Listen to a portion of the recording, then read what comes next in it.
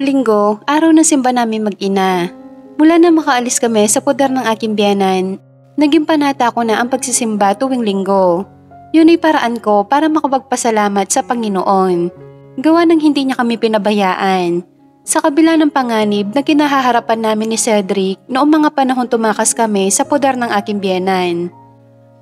May ilang minuto pa ang lumipas at nakahanda na kaming mag-ina. Bago kami lumabas ng bahay ay nasisiyahan kong sinipat muna ang itsura ni Cedric. Dahil kahit paano'y nakakaluwag na ako sa gastusin.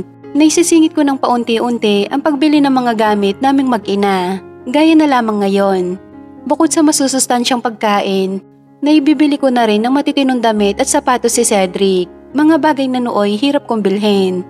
Gawa ng halos hindi naman kami inaabutan ng kahit pisong duling ng aking mga biyenan. Ultimo ang kakarampot na kinikita ko bilang sales lady ay nagagawa pa nilang kunin sa akin. Sa kadahilan ng kailangan kong bayaran ang pagpapatira nila sa aming mag-ina. Napailing na lang ako matapos maalala ang masamang karanasang yon. Naroon pa kasi ang sakit sa tuwing sumasagi sa isip ko ang madilim na pinagdaanan naming mag-ina sa kamay ng aking mga biyenan. Bagay na hanggang ngayon ay pilit kong binabaon sa limot sa kagustuhang may ibalik sa normal ang buhay naming mag-ina. Paglabas namin ng bahay ay natagpuan namin si Chang na naghihintay. Gaya namin ni Cedric, ugali rin ni Chang ang magsimba tuwing linggo. Sa katunayan, kay Chang ko natuklasan ang pinakamalapit na katedral sa aming lugar. At simula noon, naging regular na ang pagsabay ko sa kanya tuwing magsisimba. Good morning po, Lola! Masayang bati ni Cedric sa aking tiyahin. Good morning, iho. Naku, ikay gwapo naman ang apo ko. Binatang-binata ka na sa suot mo ah. Niyukod ni Chang si Cedric at hinalikan sa pisngi. Magandang umaga po, Chang. Aalis na po ba tayo? Inabot ko ang palad niya at nagmano. Oo, halika na at kanina pa tayo hinihintay ng driver natin. Driver? Sino po? Akan sinundan ko ng tingin ang papalayong si Chang. Dati-rati kasi, nagda-tricycle lang kami pag umaalis. Tapos ngayon may pa-driver na siya. Anong meron? Balot mo ng pagtataka, sumunod kami mag-ina sa kanya. Humantong kami sa maluwang na garahe ni Sir Aris at sa gulat ko, natagpuan namin si Sir Aris na nakatayo sa tabi ng sasakyan nito na naka-formal na kasuotan. Polo shirt at slack with matching leather shoes. Ngunit bukod sa ayos niya, ang pinakaumagaw ng atensyon ko ay ang kanyang biglang pagngiti na magtama ang aming mga tingin. A kind of gesture na ngayon ko lang nakita sa kanya. And I must admit, mas lalo siyang gumwapo sa ngiting yon. Good morning. Malumanay na bati niya habang di inaalis ang ngiti sa labi. Napalunok ako. Bakit ba napakagwapo naman niya ngayong araw na to? Good morning po, Sir Aris. Sasama rin po kayo sa amin? Anang aking anak. Yes, ako ang maghahatid sa inyo. Is that okay? Nilapitan niya si Cedric at pinisil ang pisngi. Hindi ka agad ako nakahuma. Tama ba ang narinig ko? Huwag niyang sabihin siya ang driver na tinutukoy ni Chang. O siya, tara na at nang hindi tayo matraffic.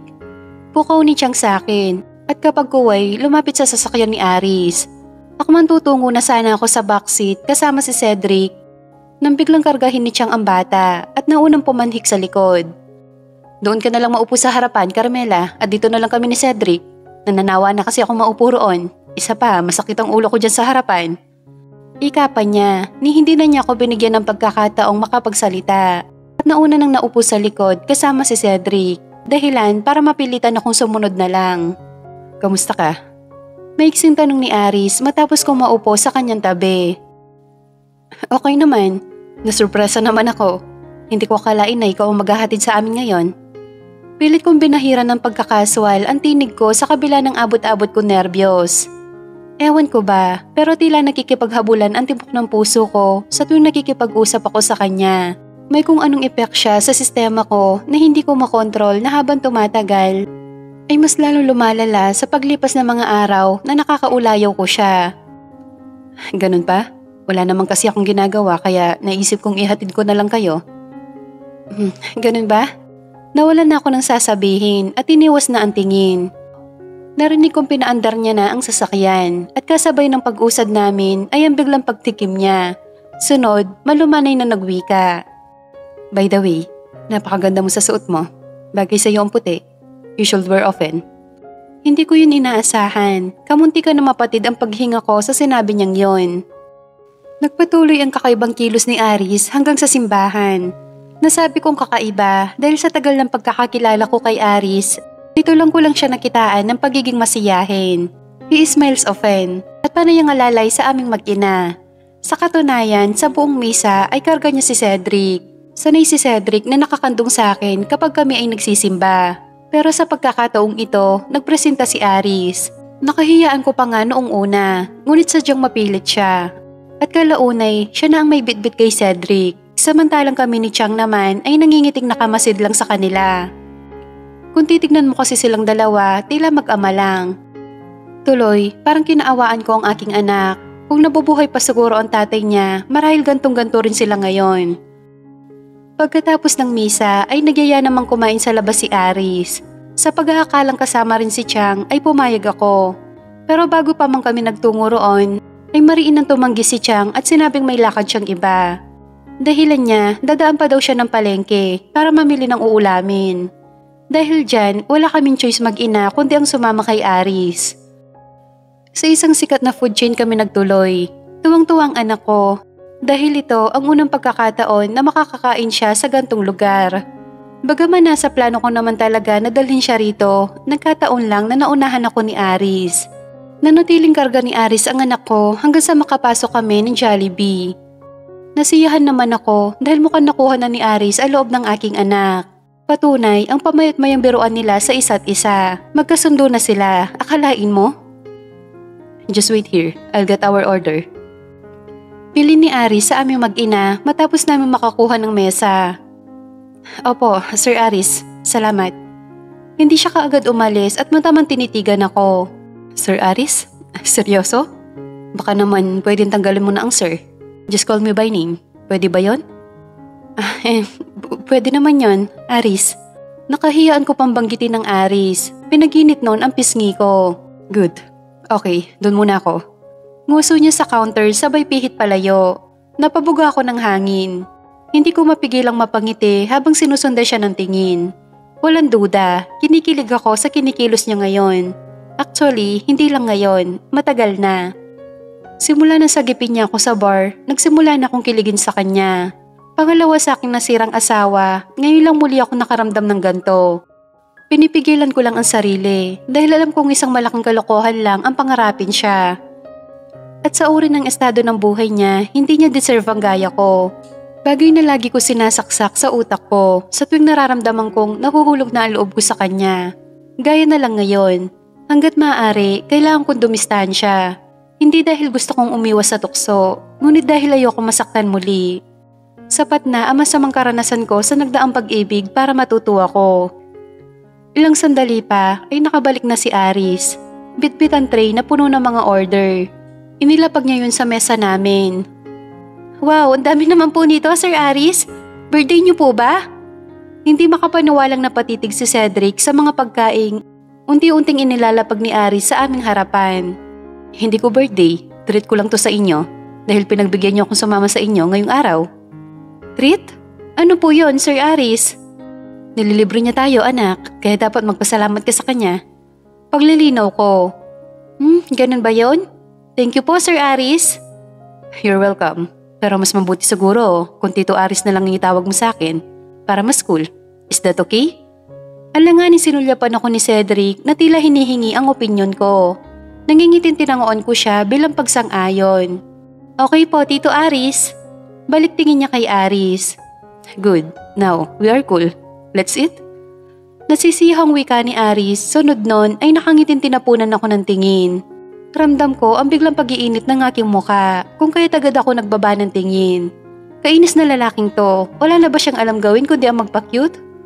Para ma-distract ako, inabala ko na lang ang sarili sa pag-aalsikaso sa kinakain ni Cedric. Pero ang lokong si Aris, halos ayaw akong pahawakan kay Cedric. At siya na ang umako ng gawain ko sa bata. Mula sa pagpapainom ng soft drinks at pagpapakain, sinolo na niya. Tuwang-tuwa naman ang anak ko at nagawa pang magpakandong kay Aris. Abay sa sobrang absorbed ni Cedric kay Aris, ni hindi na ako pinansin na magaling kong anak. Ay naku, hindi ko tuloy alam kung matutuwa ako o maiinis. Patapos na kami sa aming kinakain nang pag-ano'y nilapitan kami ng 2 crew. Humingi ito ng permiso na litratuhan kami para sa advertising campaign ng restaurant nila. Family bonding ang team ng photoshoot nila. Napagkamalan ata nilang pamilya kami kung kaya naisipan nilang gawin kaming modelo ng kanilang campaign. Hindi naman nagpatumpik-tumpik si Aris at agad na pinaunlakan ang mga crew. At dahil naka-oo na siya, hindi na rin ako nakatanggi. Maya pa'y sinimulan na kaming litratuhan. Iba't ibang pose ang pinagawa sa amin. Meron sinusubuan ko ng spaghetti si Cedric at vice versa naman kay Aris. Ang pinakahuli ay ang pag-akbay naman sa akin ni Aris na game naman niyang ginawa at talagang pinagbuti. He even suggested na magkaroon kami ng pose na nakahalik siya sa pisngi ko na siya namang inafroban ng husto ng mga crew. I was stunned at first. Pero bago pa ako tuluyang makabuelo ay mabilis na akong hinapit ni Aris sa baywang. At sa isang iglap, kasabay ng paglagitik ng mga kamera, right in front of the whole crowd, hinalikan ako ni Aris sa pisngi. Ay, ang sweet naman nila sir. Pasado 11:00 na ng tanghali na makabalik kami ng compound. Marahil dala ng pagod at kabusugan, nakatulog na si Cedric sa sasakyan bago pa man kami makarating ng bahay. Muling nagmagandang loob si Aris na kargahin si Cedric hanggang sa loob ng apartment. Samantalang pinaubaya na lang niya sa akin ang pagbitbit ng mga takeaways na libreng ibinigay sa amin ng management ng kinainan namin, kapalit ng pagkuha nila ng mga litrato sa amin. San ko siya ibababa? Pabulong na tanong ni Aris habang karga ang walang malay kong anak. Dito sa loob ng kwarto. Binuksan ko ang nag-iisang silid namin ni Cedric. Sa loob ay hinila ko ang aming foldable foam at agad dinilatag yun sa sahig. Ganito lang bang hinihigaan yung mag-ina? Walang frame? Tanong niya matapos maihiga ng maayos ang aking anak sa foam. Oo, wala pa kasi akong pambili ng bed frame. Baka sa makalawa, makakabili na rin siguro ako. Paliwanag ko habang tinatanggalan ko ng sapatos si Cedric. Napabugo siya ng hangin. Dapat sinabi mo na maaga kay Nana. Anyway, may spare pa akong bed frame sa bahay. Tonight, I'll ask someone to bring it here. Hindi na, bibili na lang ako, nakakahiya na. It's fine, wala namang ibang gumagamit nun. Isa pa, hindi healthy ang matulog sa sahig. Lalo na sa bata, baka lamigin ang likod niyan. Ang nipis pa naman ng foam na to. You know what I think? I'll get you a thicker bed also. Bukas bibili tayo. Aris, bed frame na lang. Okay na ako doon. Halika na nga sa labas, pagtitimplahan na lang kita ng kape. Niyaya ko na siya, baka kasi kung ano pang maisipan niyang bilhin sa loob ng silid namin.